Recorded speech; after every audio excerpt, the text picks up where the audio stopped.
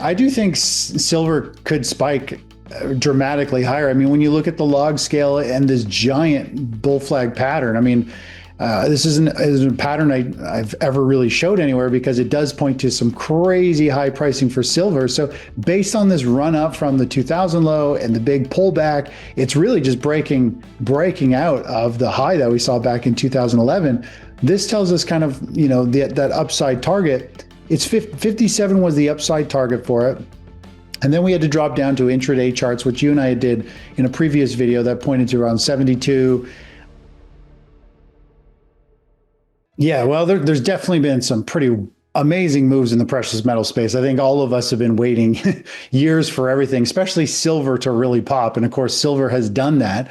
As you just mentioned, if we look at the last three candles that we've seen, we saw like a 11% rally one day, then a massive reversal. We actually had $82 as my kind of blow off spike high, and we actually hit 82.50 just 2 days ago, and then it sold off fairly dramatically, and now we're getting that bounce. So there's a lot going on. It's not just in silver, it's in the whole precious metal space. You and I have touched on this, that when you look at the comparison of 2007 and what miners have done, what platinum and palladium and silver have done, we're definitely seeing everybody starting to really move into this space who wants to get in. And it is starting to feel really frothy. As exciting as it is, and people think it's just getting started, the charts are actually showing signs that it's actually starting to become exhausted. And this type of red bar, that is a pretty scary red bar, is one of those signs that we're getting close to maximum kind of volatility and some type of blow off top. Now, there are reasons for this. We saw silver have a margin call a little while ago, increase in margin. We also saw it again yesterday, which is, I think, a very big reason why we saw precious metals across the board sell off. Whoever's in silver, they're generally into a lot of other metals. And if margin requirements go up, they have to liquidate all kinds of different positions just to cover their silver positions and things like that. So we saw a lot of selling yesterday, based, I think, a lot on the margin requirement that was increased of the COMEX. But, when we look at a couple of these other plays real quick, like platinum, if you look at platinum, look at the big kind of volatility we saw percentage wise. In like a 4-day window, it moved up 22%. In a 1-day window, it dropped 18%. And we still have the similar type of price action for palladium. And of course, just huge price action. Of course, everybody's talking about it. Everybody seems to be wanting to get into this space. Who is open to investing? I'm not saying all investors are moving in. I'm just saying those who are more or less open to the concept of adding and trading precious metals, they seem to all be piling in. And when they do that, we get into this back and forth price action. And silver is very exciting. I mean, I own a lot of physical silver. I now have kind of a warning flag in my head. I'm watching this chart like a hawk, along with other metals here, because I'm potentially going to be liquidating some of my metals at some point, depending where the market caps out. So people need to be aware this type of volatility is usually a sign that we're getting close to an end, but some of the biggest moves percentage wise do happen at the very end of a trend. That we could see silver spike and pop and really take off to 100. It's not about trying to pick or nail a top. It's about just following the trend. The trend is clearly still up. It had a big down day, but it's recovered and now it's back above the 5-day moving average. So the trend is still firmly to the upside. It's just got a lot of volatility in there now. One major force behind recent turbulence is rising margin requirements. When exchanges increase margin, leveraged traders must quickly raise cash, often by selling other positions. That's why weakness in silver tends to spill into gold, platinum, and mining stocks simultaneously. This chain reaction creates sharp, sudden declines that feel irrational but are structurally driven. At the same time, volatility itself becomes a warning signal. Markets nearing exhaustion tend to whip violently in both directions. These moves don't guarantee an immediate top, but they do suggest stress beneath the surface that investors should respect. I wouldn't say it's over. All it is telling us is like things are getting really wild. We've seen margin increase twice on silver. It just means there's a lot going on. And we need to be aware we could have a big reversal at any point. Now, you're right. This type of bar, when it gaps higher and then pushes up and then gets slammed down and closes below the previous day, that is like a bearish engulfing candle. The red body completely engulfs the previous day. It went higher, it closed below it. It's usually a reversal candle. Now, a reversal candle is only good for 1, 2, or 3 more bars after it. It doesn't, specifically mean it's the top for silver.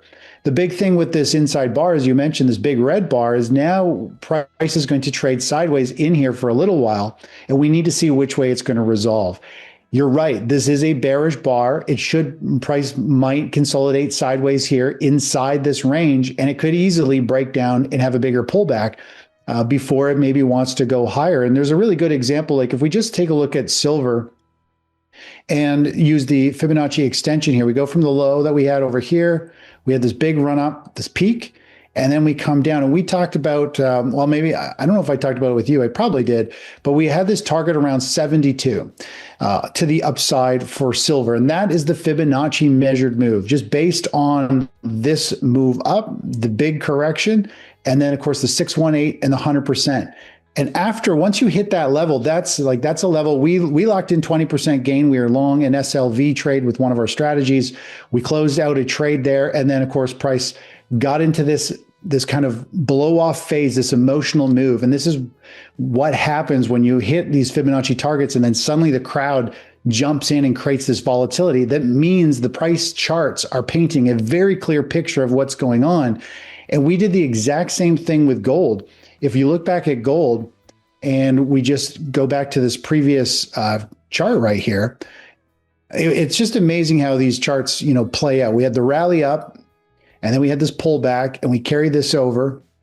And so we got long gold for a quick trade with 15% right up to our target here. It had the hiccup and then it had the blow off phase before it went into a big correction. So the market, it's kind of rotating. We're seeing it happened in gold first. Now it's happened in silver, platinum, and palladium. Gold has had a pullback, a fairly sharp pullback for gold, but overall it's still, has a stronger chart pattern. But the charts are really strong here, saying that the trends are still up, but there's a lot of volatility. And people, I think, there's other two camps. There's other people who just buy gold and they keep it forever. And, they think the world's going to fall apart and all that stuff, and they're never going to sell it. And then there's other people who want to try to navigate it and trade it. And we could see a very big correction in 2026 in the precious metals space, which I think is going to be a huge opportunity. And I don't believe in holding something if the trend turns around. So I'll be looking to exit physical metals. I can always get back in later. But I think 2026 is going to be a difficult year for metals. As price surges attract attention, crowd behavior becomes increasingly emotional. Charts begin to reflect this through classic reversal signals, large bearish candles, failed breakouts, and sideways consolidation after extreme moves. These patterns don't mean the trend is over, but they often appear near important turning points. Momentum remains upward, yet it's becoming fragile. When markets reach this stage, further gains are still possible, but the risk rises sharply. Historically, the final phase of a rally is often the most dramatic and the most dangerous because conviction replaces discipline. Yeah, when there's this type of volatility, like gold still has a very nice chart. I still think gold has got the target to reach around 51, 5,200, I hope, to the upside. But when we get this type of volatility, David, I really don't want to be holding stuff because I know it is a roller coaster ride and it could reverse. It's usually a sign of weakness. It's usually the market is running out of steam. There is a reversal coming. And the thing is, we're in this parabolic explosion phase in precious metals. And you just have to have your finger on the trigger. And I'm remaining long. But as you said, this type of volatility, I don't really like to be involved in stuff when it's like this because now the underlying trend is still up. We're just going to ride that trend until proven wrong, till that trend has changed direction. But you got to be cautious because this type of price action is pretty scary. And the monthly chart of silver is such a great way to look at what's going on. When you zoom way back in time, you get these giant spikes that go straight up and they usually don't end very well. And I keep seeing, I mentioned, this the other day online. And of course, everybody's like, this time is different. This is, everybody says that each time. But to me, this is a very crowded trade. People have all moved into everything that says the word metals and mining into it. We're seeing just stocks and everything shoot higher. but I'm very, very weary of where this will be probably 2 or 3 bars from now, which is 2 or 3 months. January is a huge month for the equities market. If the month closes positive for the candle, we usually have a positive year for stocks. If it closes negative, it could be down. You and I, in our last talk, we talked about the cycles at play, the Benner cycle at play, that are pointing to, precious metals and the stock market and the economy weakening and pulling back. And, if we were to just look at this is a monthly chart of silver that I kind of already drawn on. This red box brings us up to about 5,200 in gold. In the perfect storm, gold will move up to 51 or 5,200 in the next month or two. It'll be a very explosive move. Who knows where silver, platinum, and palladium will go? They could go very high. But then we're going to go into a big correction, potentially a 20 to 35% correction. Very similar to what happened in 2007, 2008. We saw that pullback. And then we start into another multi-year big move up where I think we see $7,500 gold and beyond. So I'm still really bullish on metals long term, but I think we're going to walk into this roller coaster ride in 2026 because when gold has these parabolic moves and breaks out of these ranges, just like it did in 2006, 2007, it's usually a warning that something bad is brewing and unfolding. And so gold is pricing in for that. That's why gold has gone from 2,000 to 2,200, 23 or 4,300 is because it's already pricing in instability, things breaking down. And I think there's some upside. I know you and I, when we talk about this, and I always reference 2007, everybody's like, well, this is nothing like 2007. And I fully agree. I think one of the best examples there's a couple of examples. You get into these bear markets. It could be the tech bubble. It could be the financial crash. Either way, price goes up or down in a very similar way. And it doesn't matter if it's because there was worthless tech companies or if it was the banking and the housing market blowing up. They're totally different, completely unrelated, yet the markets do the same thing. And I think a good example of this is when we look at the tariff chart here of what happened this year, the sell-off in February. You see this sell-off, it's sold off. That was news. That was based on tariff move, right? Well, take a look at what happened with 2025. This year we had the tariff move, but look at 2020, the COVID. It's the same thing. It doesn't matter if it is somebody putting taxes on imports or it's a pandemic and people are dying and there's all kinds of world-changing things going on. Price does the same thing. It doesn't matter when somebody hits that sell button or the buy button. The market doesn't care what the news is. It's either people are buying from greed or selling from fear, and you just have to identify this. So there's no doubt the market condition we are in right now for precious metals is different. It always is different. And there's definitely some very strong signs that something big is brewing with lots of gold going overseas to Shanghai. We're seeing institutions. We're seeing, a lot of big buying, but by big firms and things, the central banks, right? So there's definitely something brewing. But again, you can't just buy and hope. People have been waiting for this move in silver, and a much bigger move in silver for like 20 years, 25 years since I got into this. So I like to take profits, play the charts, not the expectations or the news. Technical analysis provides additional context. Many metals recently reached long-term Fibonacci projection levels, zones where professional traders often take profits. Once these targets are met, late buyers tend to flood in, triggering a blow-off phase characterized by extreme price spikes.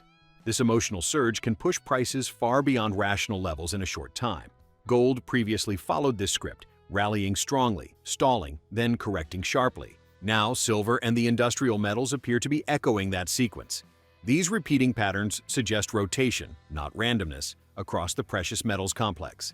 Yeah, it's tough. I mean, there's a lot. I just read an article about how strong the retail buyers are, right? So I believe buying, gold and silver right now. I mean, I think you've missed a good chunk of the move. You're in for a roller coaster ride. I think if you're just a retail investor, you're not betting the farm. You're not putting, huge amounts down of your life savings. It really doesn't matter. In the long run, precious metals should move higher and go up to the upside. I think buying right now, I think you're buying kind of at nosebleed territory. It might take still several years or a year or two to get back to where it is after the dust settles, I think in 2026. But I always there's a million different ways to trade precious metals. I've always been one for just buying brand name bullion. I don't buy anything fancy. I don't buy coins with all kinds of stamps on it and different stuff and pay all these big premiums. I just want ounces of the cheapest metals I can get of gold and silver. So I don't think there's anything wrong with going out and buying rounds. So it doesn't matter where you buy them.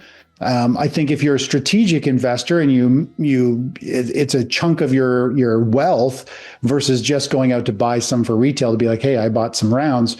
It's a different game. I think you need to move, and as you look at these cycles, I mean, you really don't want to wait 20 or 30 years to get back to break even, or wait another, 10 or 15 years to get back to break even. And that's where potentially people could be buying right now. They might not see big returns for 3, 4, 5, 10, 15 years for all we know.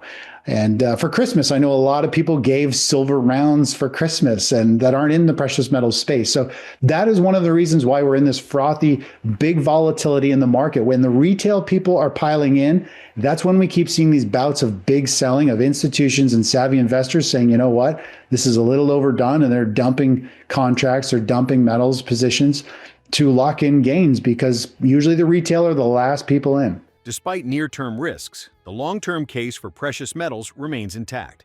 Structural forces, debt expansion, central bank accumulation, and geopolitical uncertainty continue to support higher prices over time.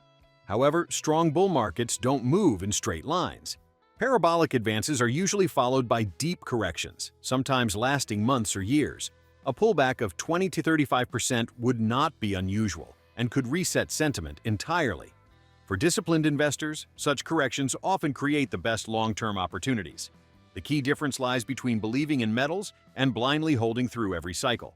Well, yeah, it depends on how you look at it. I do think silver could spike dramatically higher. I mean, when you look at the log scale and this giant bull flag pattern, I mean, this isn't a pattern I've ever really showed anywhere, because it does point to some crazy high pricing for silver. So based on this run up from the 2000 low and the big pullback, it's really just breaking out of the high that we saw back in 2011.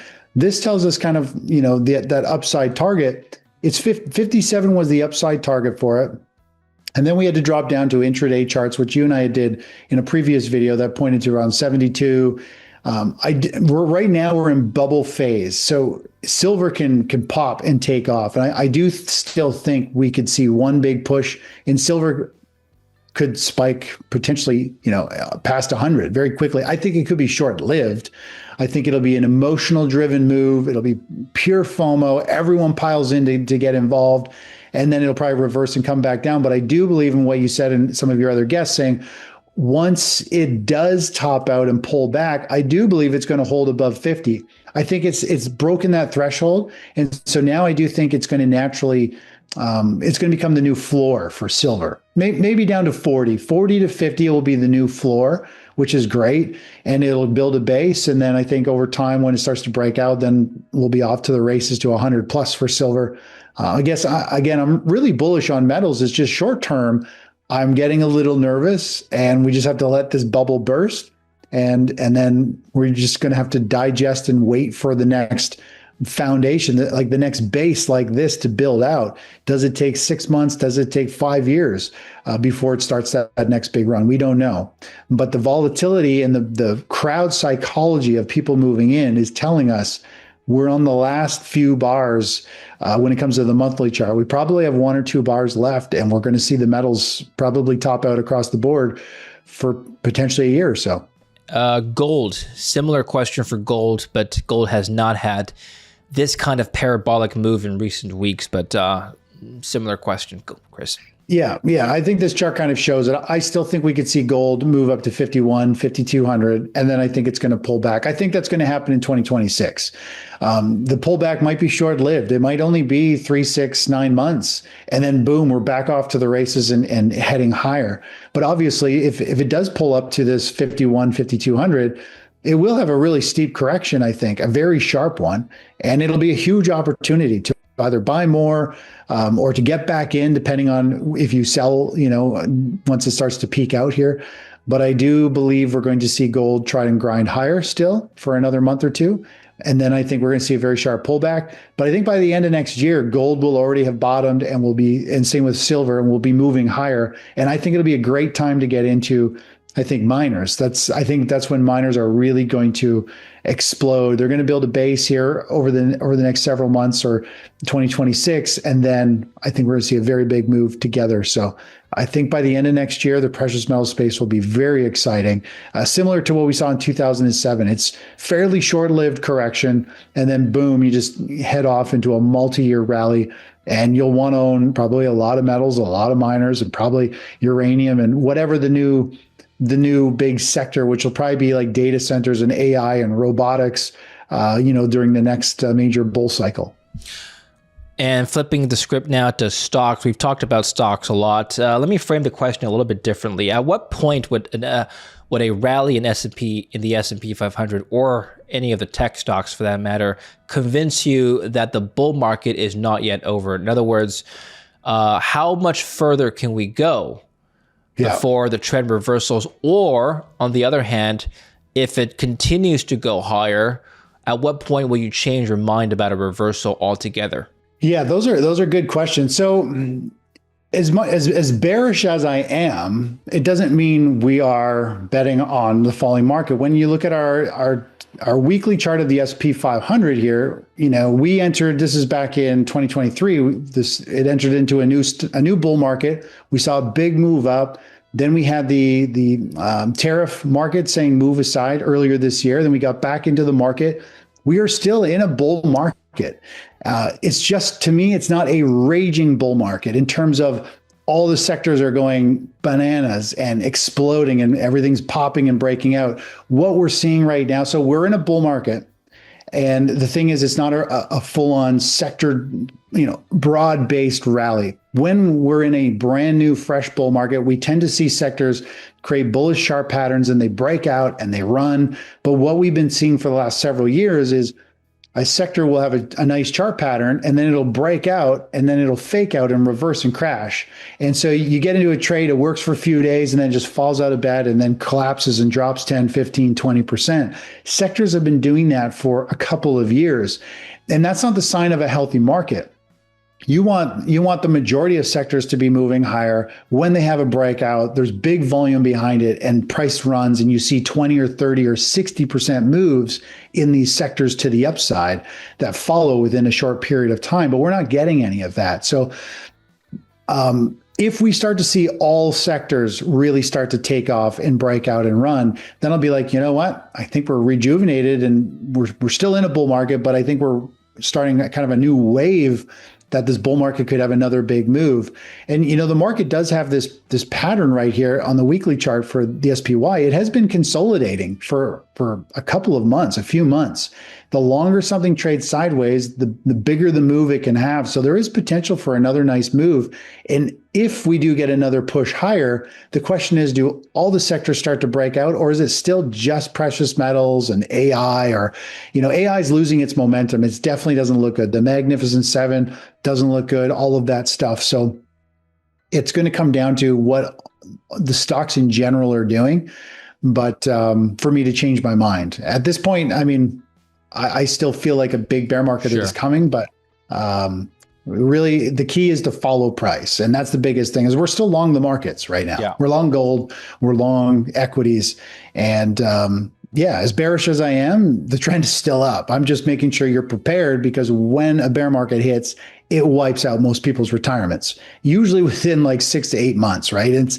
You work your whole life to lose it all. And that's what I try and protect people from, is you just always have to be prepared, but ride the bull. Like that's it. Markets don't react to news. They react to emotion. Whether the trigger is inflation fears, tariffs, or global instability, price behavior follows recurring psychological patterns. Right now, precious metals appear to be in the late stages of an explosive phase. More upside is possible, but volatility suggests caution. A major correction in 2026 could mark the next reset before an even larger multi-year advance. Investors who stay flexible, respect trends, and prepare for reversals tend to survive these cycles best.